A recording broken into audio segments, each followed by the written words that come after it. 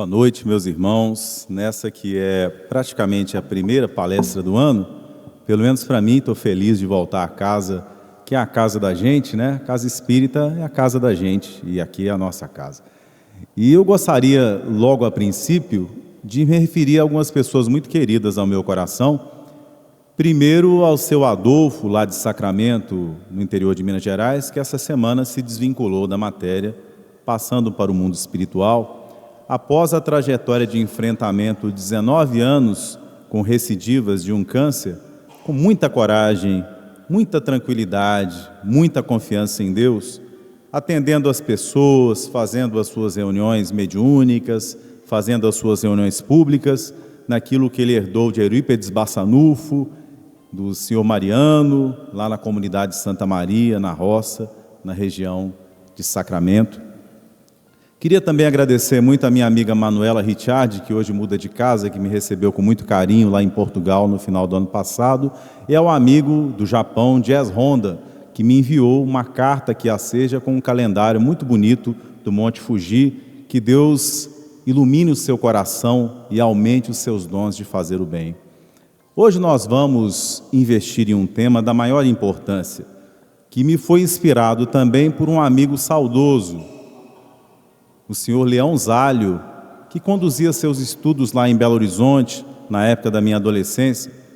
Seu Leão era uma pessoa muito alegre, morava no bairro da Floresta, eu sempre encontrava com ele no ônibus, cuidava de uma filha com problemas físicos e mentais, e tinha uma grande mediunidade de cura, e frequentemente a gente ia lá, tomava passe. Ele tinha uma grande capacidade de curar com o seu passe doenças de pele. E me lembro de uma época que ele começou a não dar mais passe desse tipo. E eu perguntei: seu Leão, por que você não está dando mais passe assim? Ele disse: não, já tem dermatologista em Belo Horizonte suficiente, né?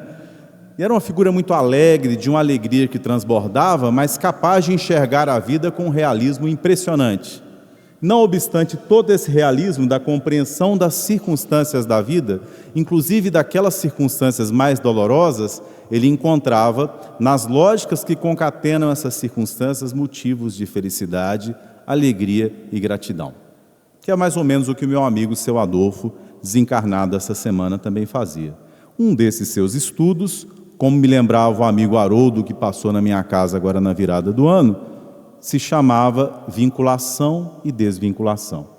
E esses dois termos recorrem na obra de Emmanuel, recorrem na obra da codificação, e às vezes soam estranhos aos nossos ouvidos. E é a partir disso que nós vamos esclarecer o que é essa vinculação e o que é essa desvinculação. Em todos os domínios do universo, regidos pelas leis elétricas de atração, nós somos sempre convidados para iniciarmos quaisquer tarefas criativas a partir da atração, que nos leva a uma vinculação. Entretanto, as nossas vinculações mais estreitas, elas têm duração, porque a sua duração promove uma certa tarefa em nós, e vinculados a outros seres, e essa vinculação se faz pelas variadas formas do amor e da atração magnética, e das vinculações do sentimento, e das vinculações da afinidade, das vinculações da semelhança vibratória, aos momentos de desvinculação, que são momentos naturalmente para nós acostumados a certo tempo daquela alimentação afetiva, certo tempo daquela continuidade, às vezes cristalizada, de circunstâncias da vida, momentos traumáticos. Nós nos vinculamos à nossa personalidade em uma encarnação, mas é certo que as personalidades, como nos lembram os irmãos budistas, são conjuntos de agregados. A personalidade é conjunto de você tem um sotaque que você nasceu numa região. A sua profissão, de certa forma, confere ao seu viver e ao seu servir certa dignidade, certos dons com os quais você serve a essa comunidade. Esses dons passaram por mãos cuidadosas, que em momentos diversos prepararam a sua trajetória encarnatória. Desde os pais que cuidaram das suas fragilidades, até os professores que acreditavam em você, aqueles que te formaram religiosamente, aqueles que acreditaram na sua potencialidade profissional e hoje você pode exercer uma função por um tempo. Você tem uma ficha de trabalho. Por isso você se chama professor, você se chama médico, você tem um ofício. Assim como José da Galiléia era carpinteiro, por um tempo. Todos esses agregados, inclusive o nosso corpo físico, deles um dia teremos que nos desvincular, né? E é interessante, um amigo meu estava prestes espiritualmente, nas formações mentais que conduziam a isso, a se separar no casamento. E visitou seu Leão Zálio. Uma coisa de 6, 7 meses antes. Mas ele não sabia ainda que ia se separar. Os movimentos mentais, as concatenações de causa e efeito iriam levar aquele casal a se separar. Inclusive a esposa ia pedir para se separar dele, sem que ele desejasse isso. E seu Leão disse a ele: meus filhos, vocês aprenderam a se vincular. Vamos ao estudo de hoje, que agora vocês vão ter que aprender a se desvincular. Então é interessante, pensando nessas coisas, eu encontrei uma mensagem psicografada pelo Wagner Gomes da Paixão, cujo tema era inclusive vinculação e desvinculação. E essa mensagem póstuma do seu Leão Zálio. E a mensagem eu vou ler aqui na integridade. Companheiros de jornada evolutiva na Terra, Deus nos harmonize para a vivência de suas leis eternas. Vincular-se é necessidade imperiosa no campo da vida, que segue dos elementos mais simples aos apogeus da angelitude, formando as incontáveis condições de aprendizado e depuração que podemos identificar no cosmos. É por efeito das vinculações que ilustramos a nossa mente para o exercício da imortalidade gloriosa, ou seja, vinculação é aquisição de experiência. No livro Nosso Lar, a gente aprendeu que o amor é o alimento das almas. Portanto, qualquer desvinculação, até que nos acomodemos a outra possibilidade de alimentação, você sente uma sensação de fome, você sente uma desnutrição do coração, das potências da mente, que não são simplesmente raciocínio. Quando André Luiz, por exemplo, e Emmanuel falam em mente, eles não estão falando do raciocínio, eles estão falando do sentimento. É um conceito amplo, né? Mas se o vínculo, seja com os elementos da matéria, seja com os seres e suas expressões intelecto-morais, representa um passo significativo do progresso, a chamada desvinculação expressa o real poder do indivíduo, pois quando voluntária e conscientemente, voluntária, eu destaco, e conscientemente, atesta a autoridade de quem entrou, fixou e saiu, para avançar mais preparado moralmente para as estradas do universo infinito. De formas variadas, a espiritualidade, representando a divindade, nos desvincula de situações cristalizadas. Essa desvinculação pode ocorrer de forma inesperada para o nosso progresso. Pode ocorrer porque no consórcio que fizemos para determinada tarefa, inclusive a família, com outro ser, esse ser demande por vontade própria outros caminhos, e nem sempre ele faça isso de forma cuidadosa com o nosso coração. De outro lado, a desvinculação pode ser porque nós nos identificamos à semelhança de uma ave que segue o sol, com elementos mais elevados de sentimento, de raciocínio, de escolhas da vida, então nos vinculamos de determinado grupo e buscamos outro. Né? A gente vai pensar isso sobre vários aspectos. Continua o seu Leão. Perda de entes queridos, gestações frustradas, deserções afetivas, rejeições grosseiras, desentendimentos nas relações fomentadas por entidades inferiores, enfermidades inesperadas, quebra financeira, subjugação intelectual e moral, mas também a ação da prece renovando possibilidades. Interessante, né? A prece também nos desvincula, renovando possibilidades de sintonia, nos desvincula com os atavismos, com os vícios que nós vínhamos mantendo. Então, às vezes, é necessário explodir uma bomba para nos desvincular de alguma coisa. E aquele processo inicialmente nos faz sofrer. Assim como a gente tem que aprender a vincular é difícil, porque vincular importa conhecer os outros. Como dizia o Emmanuel Levinas, filósofo lituano, Deus é o outro. E Deus é um outro. Então, nós não conhecemos os desígnios de Deus para conosco. Deus é um outro. Você não prefigura, você conhece a lei de Deus e você procura se adaptar aos seus desígnios.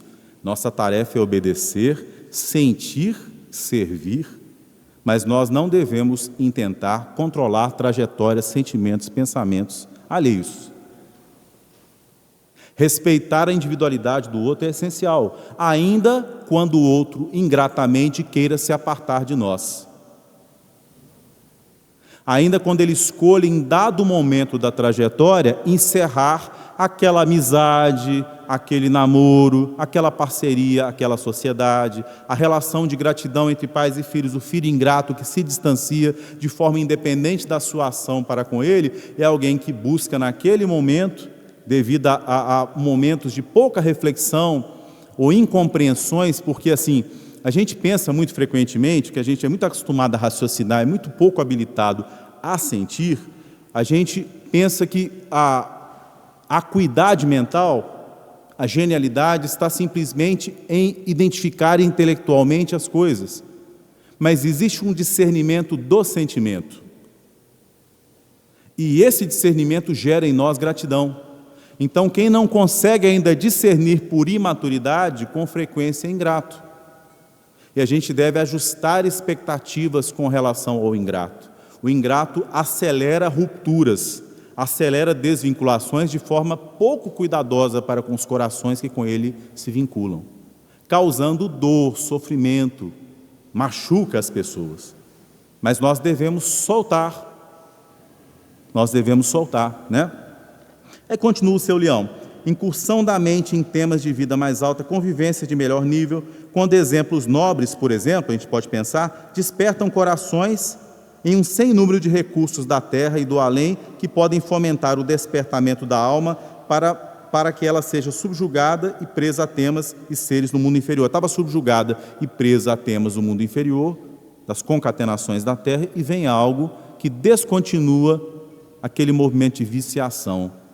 A gente está acostumado a pensar a viciação somente no sentido de coisas, drogas, bebida alcoólica e diversas outras experiências de dependência, mas há dependências afetivas. Por vezes nós não trabalhamos porque os nossos pais nos protegem. Então vem a desencarnação do papai e a desencarnação da mamãe, quando nós somos então lançados ao mar aberto da vida. E temos que assumir responsabilidades novas, e encontramos dentro de nós forças que nós não imaginávamos. Me lembro, passando por São Paulo, a caminho de Nova York, em novembro do ano atrasado, eu saí para comprar uma capinha de celular mais barata, a gente vai lá na 25 de março, né? Na hora que passei, havia um rapaz vendendo essa capinha, e ele tinha sotaque diferente. Eu perguntei: você é de que nacionalidade? Eu disse: eu sou sírio.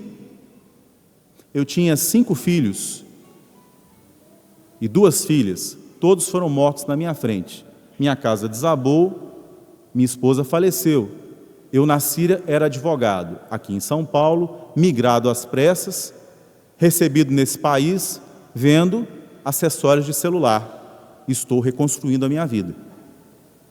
É um processo de desvinculação violenta, mas não tirou desse ser o fomento da evolução, a capacidade de recomeçar. E eu reverenciei aquela alma forte, escolada nas experiências da vida, que provavelmente está se libertando de uma causalidade maior para alçar voos maiores, porque todo grande processo de sofrimento, ele é semelhante à noite mais escura que prepara a manhã. Todas as concatenações de sofrimento da terra, que parecem nos levar a becos sem saída, nenhuma delas são coisas realmente temíveis. Tudo nesse planeta é relativo. Para além dos processos de vinculação e desvinculação, gravitamos todos nós para a unidade divina, conforme está no livro 4 do Livro dos Espíritos. Qual o fim da humanidade? Nos responde o apóstolo Paulo em mensagem póstuma: gravitar para a unidade divina, eis o fim da humanidade. Então, qual o amor mais importante ao qual nós devemos servir? O amor é a gravitação em direção a Deus, que é quem nos confere e nos empresta todas as demais afetividades. E reflete com nós Emmanuel, né? Reflete conosco. Ele nos mostra, Jesus amava profundamente os discípulos. E nem por isso, quando teve de deixá-los, se apegou e nem se preocupou com a sorte desses discípulos, porque confiava em Deus. Ele não pede que eles sejam tirados do mundo, mas sejam tirados do mal que eles pudessem produzir e se vincular a partir do seu próprio coração, sabendo que a experiência e o enfrentamento das circunstâncias da vida, de vinculação e desvinculação aos mais diversas concatenações de acontecimentos, circunstâncias, desafios ao sentimento. Nós somos desafiados no sentimento a encontrarmos uma pessoa que às vezes no passado teve relações difíceis conosco.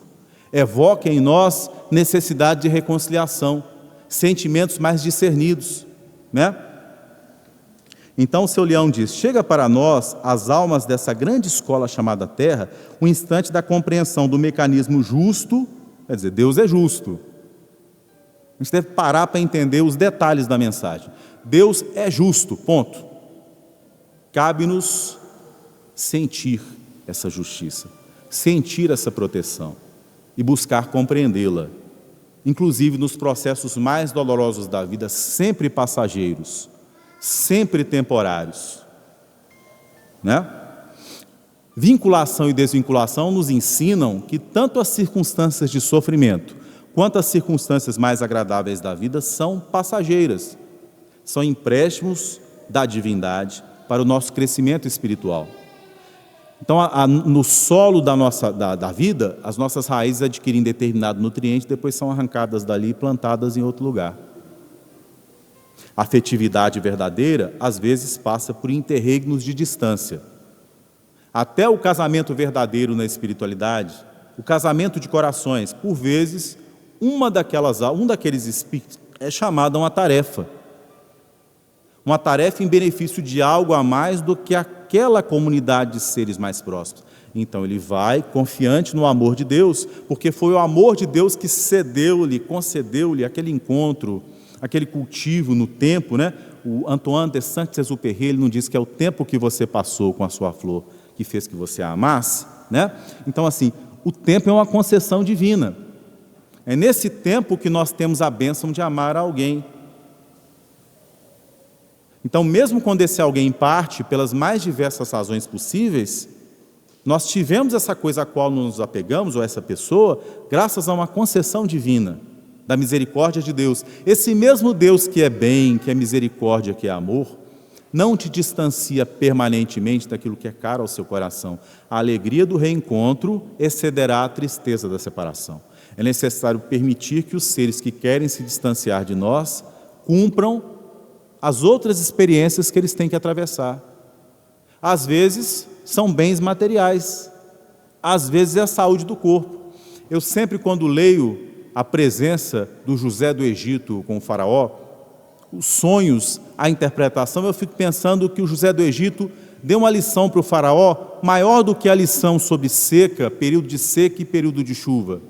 O Nilo cheio e o Nilo vazio, vazante e cheia. É uma metáfora para a vida. Se hoje nós estamos saudáveis, certamente atravessaremos períodos de doença. Se hoje temos prosperidade material, haverá momentos de alta mar e pré-mar. A gente vai ter maré alta e maré baixa. Então, o que o José ensina? A juntar nos celeiros e preparar-se para o período de escassez.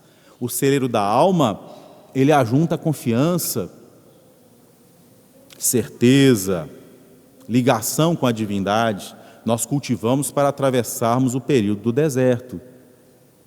É a nossa água da vida eterna, a água espiritual, que a gente vai tomar e não vai sentir sede. E Jesus dialoga com a mulher às portas da cidade de Siquém, em Sicar, e fala dela, né?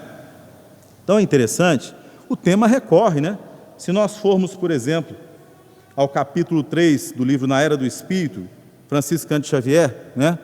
Com Emmanuel, vai dizer: para muitos companheiros na Terra, a desvinculação no campo afetivo é prova difícil. Desencamento do grupo familiar, distância de convivência, hora da diferenciação de alguém perante outro alguém. Então, assim, o seu filho tem um momento que ele sai de casa, é um momento da diferenciação. Você tinha um amigo, esse amigo muda de ideia, começa a seguir outras doutrinas, outros espaços, busca outras companhias, é o momento da diferenciação. Nós temos o momento da aproximação e nós temos o momento da diferenciação, né? Às vezes nós temos ligações afetivas muito possessivas. Se nós formos lá ao livro Ação e Reação, nós vamos ter uma definição de mal que eu gosto bastante. O mentor Sanz, ele diz assim: o mal é o bem só para nós. Então, se a nossa afetividade ela é possessiva, nós nos tornamos proprietários fluídicos na nossa cabeça do outro, dos bens. Então, nós mobilizamos recursos da espiritualidade de desvinculação. Quer ver um muito comum? A gente vai para o estudo da desvinculação no livro Vida e Sexo, Emmanuel, por Chico Xavier.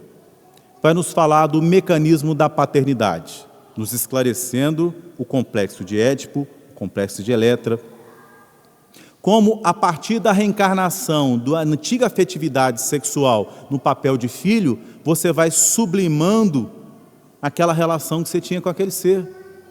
Aí você tem a mãe ciumenta, né? Tem o pai ciumento. Você vai diluindo. Você tem até as aberrações, que as pessoas não descem a animalidade. Mas a regra evolutiva é a sublimação daquela relação, a partir daquela relação que era uma relação afetiva possessiva, de sexualidade desregrada, de posse, porque em nome do prazer, em nome da presença do ser amado, você rompe aquilo que é mais precioso, que é a dignidade da promessa, a dignidade da confiança, do relacionamento, que cria problemas seríssimos na espiritualidade. Eu sempre brinco, o pior problema que eu vejo em reunião mediúnica é a pessoa que foi traída. Porque às vezes o outro tirou a vida do outro, ele consegue perdoar mais fácil. Você quer ter um problema? Aquelas duas amantes da mãe, do pai, as duas amantes do pai do André Luiz, né? Ele vai para o mundo espiritual, as duas o vampirizam, cobram dele o que ele havia prometido. Promessa não cumprida é um problema sério. A gente aprende isso com a obra do Chico, né? Obra subsidiária e com o Evangelho. Nosso falar deve ser sim, sim, não, não. A gente deve ter fidelidade afetiva aos amigos, aos relacionamentos, às promessas. Você pega um espírito sério, ele tem uma dificuldade muito grande de fazer uma promessa, porque ele sabe que ele vai se obrigar. Ele sabe que por isso ele não promete mais do que ele pode cumprir. Para isso tem que conhecer a si mesmo. Tem que conhecer a si mesmo. Você junta o destino ao destino de alguém e você então faz um compromisso de fidelidade. Lá na Torá é uma preparação para a fidelidade em relação a Deus. Daí a metáfora do casamento associada à ideia de fidelidade, porque o seu coração, a prece do justo, a prece do coração sem ódio, né, ela é atendida. Você está com o coração limpo diante de Deus, porque você é fiel. Então esse tipo de fidelidade mental é importante, a fidelidade do coração. E essas experiências de vinculação e desvinculação nos ensinam isso. Se a gente tem a fidelidade de alguém à família e a gente despreza aquilo, depois a gente vem na ausência dessas coisas. A gente vem solitário, a gente vem numa encarnação que a gente tem dificuldade de se resolver afetivamente, né? O que tem que ser feito nessa circunstância? Você tem que plantar o bem e aguardar. Aguardar novas determinações da divindade para o nosso destino. O que você não pode fazer é se complicar mais. Você tem que se desvencilhar, né? Porque todo pagador amigo da dívida, ele tem parte da dívida perdoada. É interessante, né? Eu estava falando desse meu amigo que foi lá conversar com o seu Leão, e o seu Leão já previa a separação do casamento dele. Mas isso ocorria porque, no mundo mental, dada a experiência que os espíritos elevados têm em relação às concatenações de formações de causalidade que estão para se concretizar, é possível mudar aquilo? É. Só que às vezes os espíritos estão tão cristalizados num comportamento e numa tendência que aquilo não muda fácil. Como é que Jesus sabia que Pedro ia negá-lo por 3 vezes? Jesus conhecia em profundidade a psicologia de Pedro, o que não significa que Pedro não poderia ter feito diferente e surpreendido Jesus. Porque nós não somos robôs. É por isso que Jesus pergunta a Judas, e Emmanuel destaca isso: amigo, a que vieste? Isso é na hora do beijo da traição, porque até a última hora é necessário que o escândalo venha. Ai daquele por quem o escândalo vier. Nós temos livre-arbítrio. Você pode, e os Espíritos ainda destacam o livro dos Espíritos, às vezes com um ato leve de vontade, você pode mudar uma tendência. Agora, quando é uma tendência forte, você precisa do auxílio da espiritualidade para vencer a tentação, para mudar o rumo. E se você consegue, você muda o rumo dos acontecimentos. E aí aquilo que era previsto não ocorre, você pode mudar aquilo. Então é interessante, né? Há uma mensagem, no Japão do final do século XIX, houve uma anciã chamada Nao Deguchi, fundou uma religião chamada Oomoto. Ela era analfabeta, psicografava em diversos idiomas. Isso gerou basicamente 3 grandes movimentos espirituais, não vamos chamar nem de religiosos. Todos vieram para o Brasil. Uma arte marcial chamada Aikido, a messiânica, como o Kichi Okada, e a Seicho-no-e, como Masaharu Taniguchi. Como eu sou fã das poesias japonesas, eu trouxe para a gente aqui hoje uma poesia do Masaharu Taniguchi, está no volume 34 da coleção A Verdade da Vida, que espelha o que eu estou falando para vocês. E a poesia diz assim: não repudiemos os que chegam, nem persigamos os que se vão. Os que vêm, chegam em boa hora, os que partem, vão-se em boa hora. Nuvens que passam, águas que correm, nuvens sombrias que se acumulam no céu, torrentes que se chocam contra as rochas. A tudo isso, o ser iluminado observa de cima e simplesmente aprecia a beleza de cada momento e de cada lugar. Não te aflijas pelo fato de a copa de uma árvore alta estar exposta à frequente ventania. Devido às ventanias frequentes, os insetos nocivos abandonam suas ramagens. É engano pensar que a árvore crescerá ainda mais se não estiver exposta a ventanias. Não te afobes, tudo já está providenciado. Sê rápido, sem te afobares. Nada te será subtraído. Tudo está à tua disposição. Essa poesia mostra consciência espiritual. No momento da vinculação, você vive, porque assim, se você começar a pensar na desvinculação e não viver, você não aprende a lição. Você começa a fazer aquela coisa que às vezes oriental tem muito, tem uma má interpretação do budismo que as pessoas fazem isso. Que elas acham que o espírito elevado não vai sofrer. E eu adoro os romances históricos do Emmanuel, todos os 5, que eles nos ensinam sobre bem sofrer. Porque não é procurar o sofrimento, não se trata disso. Se trata de uma atitude diante do sofrimento que você não buscou e que você não tem como eliminar. E até diante do sofrimento que você buscou, porque você está colhendo. Uma atitude de resignação ativa. Entender que a bondade de Deus é soberana e parar de brigar com a vida. Parar de brigar com as aproximações e separações. Quando alguém se aproximar, quando uma circunstância da vida mudar, observe, sinta, abra os seus sentidos físicos e espirituais para a vivência daquela nova circunstância, para que você possa interpretá-la. Quando for para deixar alguém partir, deixe partir. Se você se recordar de uma encarnação anterior, por exemplo, você se recordou para entender um processo, mas não para ficar lá. Nenhum lugar que você atravessou é você. Nenhum corpo que você vestiu é você. Nenhuma profissão que você teve é você. Você está além disso tudo. E assim como o rapaz cuja família toda desencarnou em Alepo, você permanecerá, mesmo quando todos os seus laços familiares atuais não estiverem concatenados como eles estão hoje em dia. Os seres são de Deus. Tudo é de Deus. Nós somos de Deus. Podemos nos entregar a Ele. Seu Adolfo, que desencarnou essa semana, não estava mais moribundo que qualquer um de nós. Doença não tem relação com a hora da morte. Qualquer um de nós pode desencarnar ao sair aqui, estando plenamente saudável, segundo as nossas concepções. E pessoas crônicas, doentes, podem permanecer muito tempo vivas. Estamos nas mãos de Deus. Confiemos. Deus nos ama. Deus nos criou para a eternidade. Somos expressões infinitamente maiores do que as estrelas e o universo, porque as estrelas, os planetas, os cometas, as nebulosas não são conscientes de si mesmas, e nós somos. Nós podemos ser expressões conscientes da divindade. É por isso que o seu Leão diz, né? A autonomia é quando você se vincula, e você vendo a necessidade de se desvincular, você consegue se desvincular sem se apegar. Você consegue deixar aí, para que o novo se manifeste, confiando no processo e na direção divina. Isso realmente, nesse sentido, o Espiritismo é extremamente consolador, sem construir ilusões, né?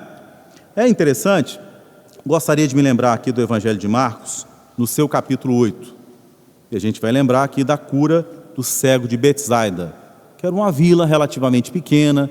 André e Pedro nasceram lá pela tradição, né? É diferente, por exemplo, do cego de Jericó, que grita por Jesus: Jesus, filho de Davi, tem piedade de mim. Ele: cala a boca. Jesus, filho de Davi, tem piedade de mim. Ele busca: que queres que eu faça? E tira a capa e vai em direção ao Senhor, né? O cego de Betsaida não, alguém o leva. Então Jesus o pega pela mão, nos conta Marcos, e o conduz para fora da aldeia. É uma cura no mínimo estranha, porque aí, tendo conduzido para fora da aldeia, é uma desvinculação, né? Jesus pergunta a ele, é uma cura que ocorre em 2 etapas. Você vê? Olha, eu vejo, mas não perfeitamente. Eu vejo homens que são como árvores que andam. Ele está dizendo que está faltando 2 características na visão dele. Está faltando nitidez, que permite discernir, e profundidade. Quando você olha para a sua televisão, né, as 2 coisas que você está procurando nelas, ainda mais agora com óculos Blu-ray, não sei o quê, né? Nitidez e profundidade. Então, quando você tem profundidade, você consegue uma compreensão às vezes. A profundidade pode ser intelectual, vista longe. Você alcançou horizontalmente, você viu muita coisa, mas você não consegue nitidez para discernir. Discernir é separar. As 2 características são importantes. Então, se você tem profundidade, mas não tem nitidez, você vê homens que são como árvores, você não vê claramente. Você vê em profundidade, mas está tudo embaçado. Então Jesus cospe na mão e passa nos olhos dele. Aí ele começa a ver com perfeição. E olha que Jesus pergunta a ele se ele está vendo alguma coisa, que para quem não vê nada já é muita coisa, enxergar homens que parecem árvores que andam, né? E aí, Jesus diz a ele uma coisa bem interessante. Jesus não tinha pegado pela mão e levado para fora da aldeia? Parece uma coisa ilógica. Você vai curar alguém aqui, você sai com ele lá para fora da cidade e pede a ele que ele volte, porque o que ele desejava? É isso que eu queria chamar a atenção. Ele desejava ir com Jesus, mas Jesus não o permite. Estava tão bom perto de Jesus, que ele queria ficar perto de Jesus. Quem não queria aqui?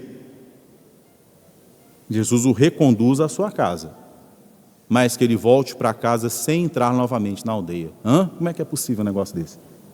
Você vai voltar para casa, mas você não vai entrar na aldeia. Quais são as nossas aldeias? São as nossas cristalizações mentais. Na aldeia havia algo que o mantinha preso à sua cegueira, que alimentava a sua cegueira. Era necessário romper isso, que essa cura representasse uma ruptura para cima, em qualidade espiritual, de sentimento, de elevação, do vai e não peques mais. E esse pecado estava ligado à aldeia, que é a cristalização. Não é assim com o raciocínio também? Não sei se vocês estão vivendo isso, né? Eu vou fazer 42 esse ano, já estou pensando, quando eu fizer os 62, eu vou aprender mais uns 2 idiomas, que é a forma que eu tive, assim, quando eu estou sentindo a mente meio preguiçosa, eu começo a aprender outro idioma, né? E alastro médico para isso, né? Porque você sai do mesmismo. A gente tem que se desafiar. Se a gente faz isso na matéria, vocês não fazem isso não, é quando eu estou 3 anos, agora eu vou fazer outro pós-doutorado, eu converso com os colegas da UFCG, é hora de sair, eu estou muito paradinho aqui, ninguém está me desafiando, ninguém está corrigindo o meu trabalho, eu estou achando que está bom, isso é perigoso, né? Eu estou relaxado, eu tenho que me desafiar. Aí eu vou, falo outro idioma, eu fico um tempo em outro lugar, eu volto melhor. Quando a gente não faz isso, no sentimento da gente, a espiritualidade faz. Porque para as compreensões da gente de pouca visão da terra, se você está numa família organizada, se você tem uma vida econômica mais ou menos, se você vem em volta da casa espírita, a sua vida está tranquila, mas às vezes aquilo cria em você uma cristalização, um continuismo. É por isso que volta e meia vem transformações para te tirar da aldeia. Jesus te pega pela mão e te conduz para fora da aldeia, com vistas ao seu espírito imortal. E às vezes isso representa desvinculação.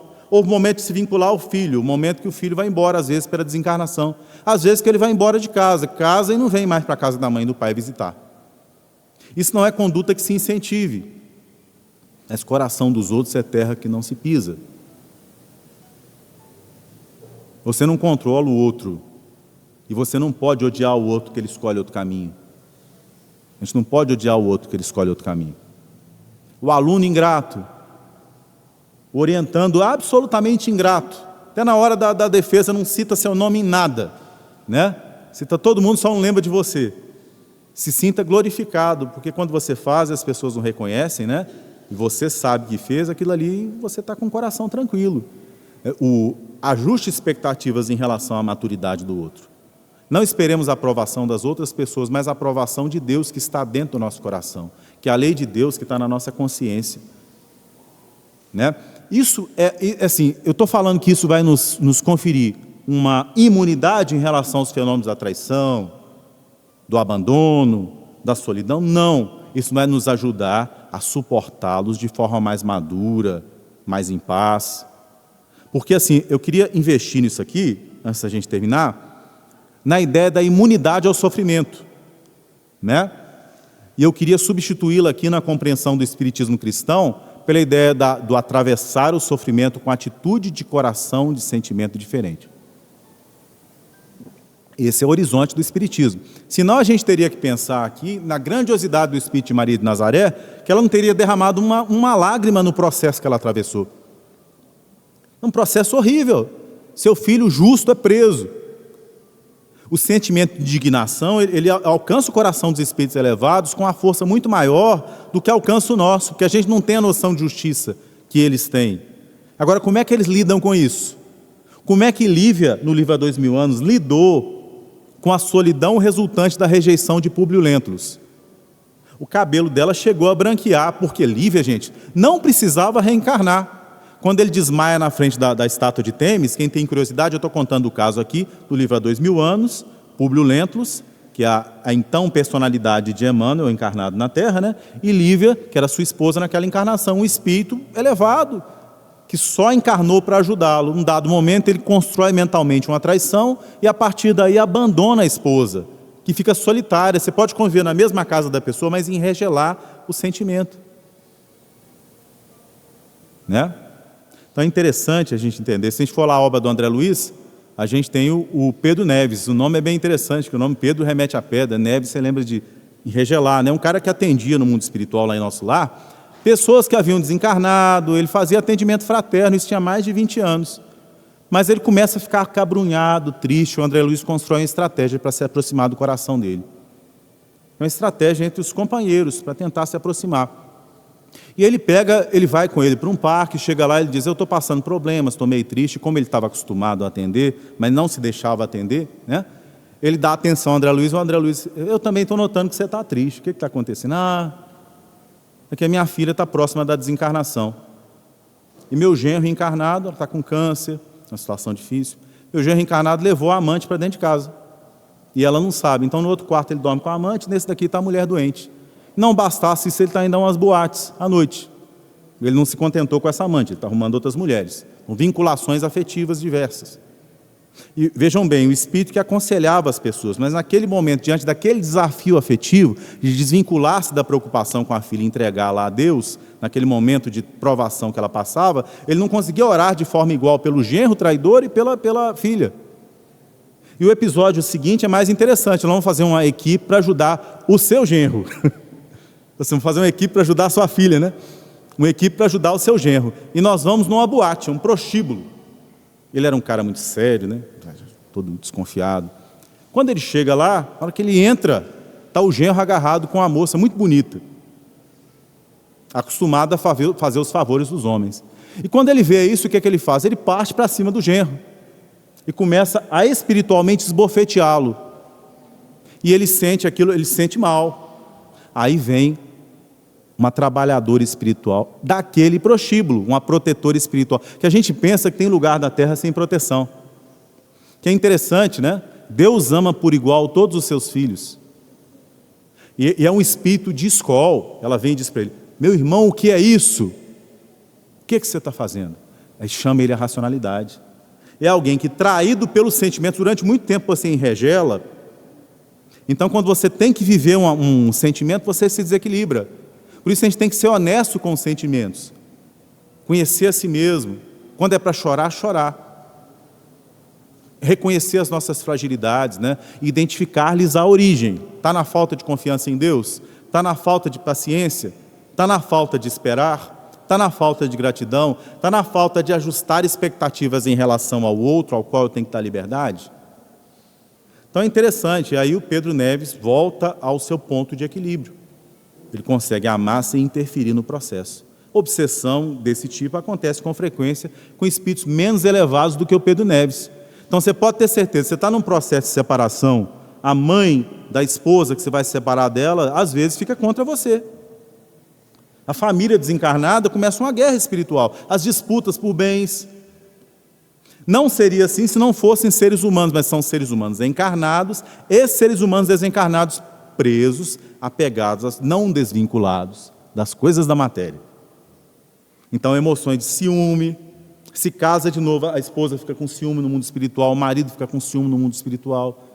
Sentimentos análogos aos da terra, que lá ganham potência maior e o espírito tem maior liberdade. Então é necessário reconciliar-se com esses espíritos, resolver processos, né? É como um emprego. Quando você se desvincula de um emprego, você tem que ter se diplomado naquele emprego. Você começa a reclamar do emprego, da função, você não sai daquilo bem, então o outro não é bom. Você não terminou um processo. Então é necessário terminar bem o processo, né? Então às vezes você tem uma relação conflituosa com a filha, com o filho, que é a esposa da vida passada que você não resolveu, então recebeu como filha para você sublimar aquela relação, mas a possessividade continuou. A sua tarefa é dar liberdade à filha e ao filho, de viver a sua qualidade de outro, o seu processo de diferenciação. É bonito, né? Difícil de viver. É difícil. Evangelho é difícil. Mas olha os detalhes, né? É isso que seu Leão trabalhava com a gente. Falei, meu filho, desvincular é muito difícil, mas necessário. Se a gente não desvincula por bem, a vida acaba desvinculando a gente à força. Ou então a gente cria briga. A gente falta a caridade. Se alguém quer se separar de nós, concedamos a separação. Porque senão você falta com a caridade a quem quer ir. Os direitos da terra não garantem aos cidadãos o direito de ir e de vir. Nós devemos dar liberdade a quem quer ir. E quem chega a gente analisar, para se associar naquilo que é associável, né? Sem ilusões, vivendo os processos naquilo que eles podem nos conceder, agregando ao espírito, e quando a vida nos exigir desvinculação, atender de forma madura à necessidade de desvinculação, né? E assim, esse atendimento, essa saída da aldeia, isso sempre ocorre. E não há uma vacina. Que é interessante, você começou aqui, ó, vai no livro Entre a Terra e o Céu, começa com a lição do Clarencio fantástica, ministro de nosso lar. Ele vai dizer assim, eu vou ler mesmo um pedacinho, e ele começa esclarecendo sobre a questão do desejo, né? Explicando sobre o poder do desejo. Você ensina seu filho inglês, você ensina seu filho a ler e escrever. Qual de nós ensina os filhos a desejar? E quando você deseja, você mobiliza energias variadas. Daí a força do sexo. O sexo está em todas as energias criativas. Isso Freud identificou bem. O que o Freud não sabia é a preexistência espiritual dessas energias, que são as energias criativas quando sublimadas e quando desregradas, elas, servindo ao egoísmo, levam à apropriação de patrimônios que não são nossos. Então a gente tem que unir o nosso desejo pela estética com a ética espiritual. A gente faz as duas coisas, a gente disciplina, educa. Porque tudo que a gente tem que fazer com a sexualidade, entendendo a sexualidade aqui, no sentido que André Luiz amplia a noção de sexualidade para muito além da psicanálise, pensando em desejo, expansão mental, atração, repulsão, né?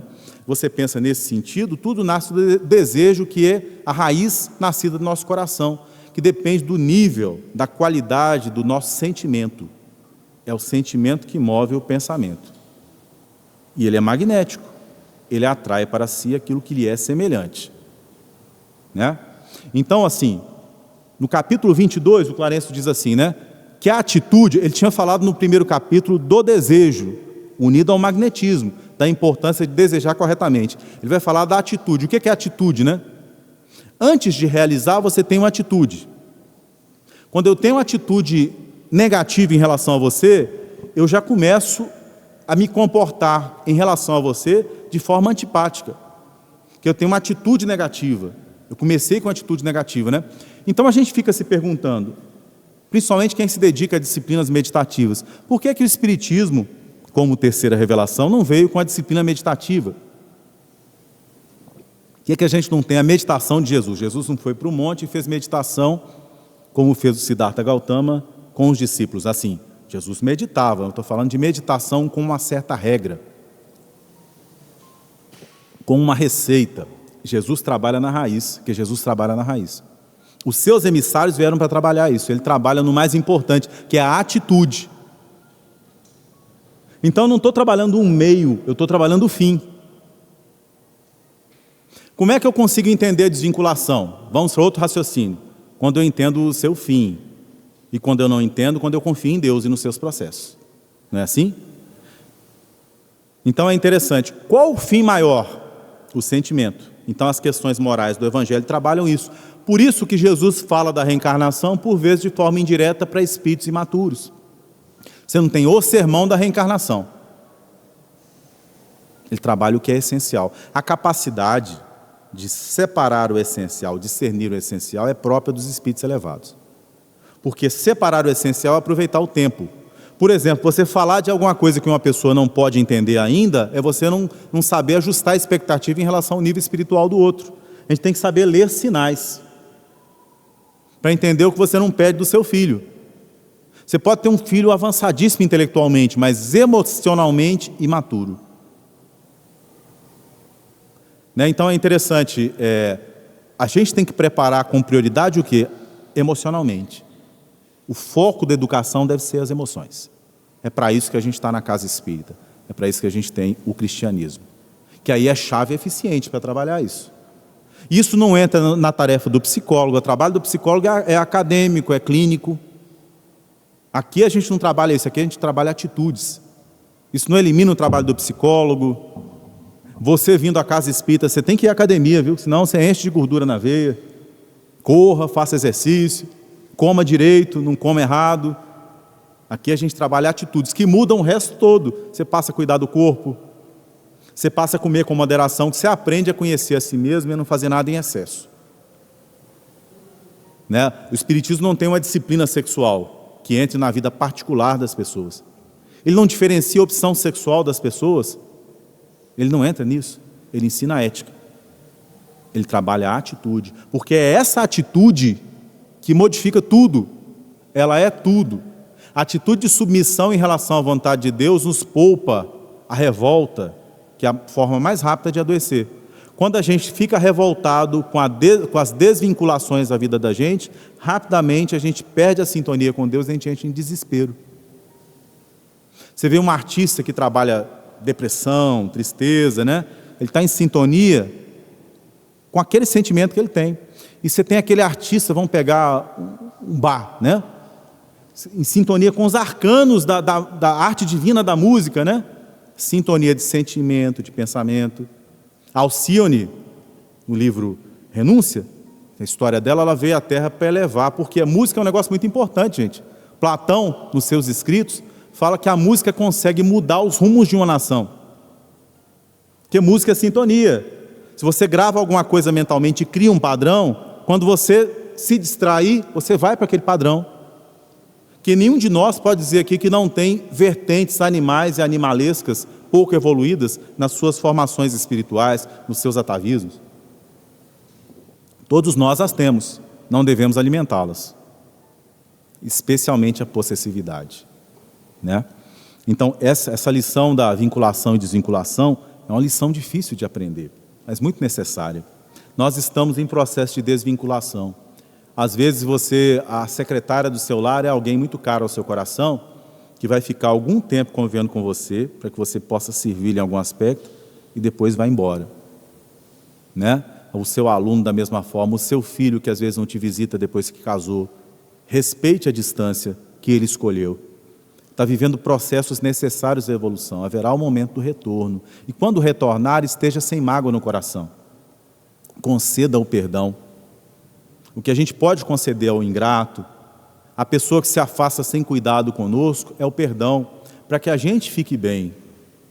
É importante que a gente entenda que nós também já abandonamos muito, Quantas vezes no passado nós abandonamos afetividades que adoravam a nossa presença, que se alimentavam da nossa presença, e nós pensamos somente em nós mesmos. Em processos diversos, nós desrespeitamos os sentimentos de paternidade e maternidade. Abandonamos crianças, entregamos a educação das crianças às mães. Éramos homens machistas no passado. E assim você vem num processo agora como mulher, num corpo feminino, em que você tem que viver. Não estudar na época que você queria estudar, esperar mais um pouco, para conferir dignidade a uma família, aguardando que um grupo de espíritos se forme para que então... E isso é uma coisa extremamente honrosa, né? Que a roseira se apague para que a rosa apareça. Né? A Maria Dolores tem um poema muito bonito que ela fala assim: quantas rosas na festa, quantas roseiras no chão.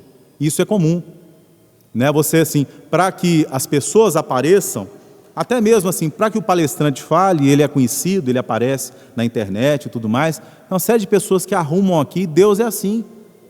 Deus não disputa com as vaidades humanas. Deus busca o anonimato, a humildade, os menores lugares, né? E por isso ele é grande. A grandiosidade de Deus está na sua sutileza. Todas as construções de Deus são belas e simples.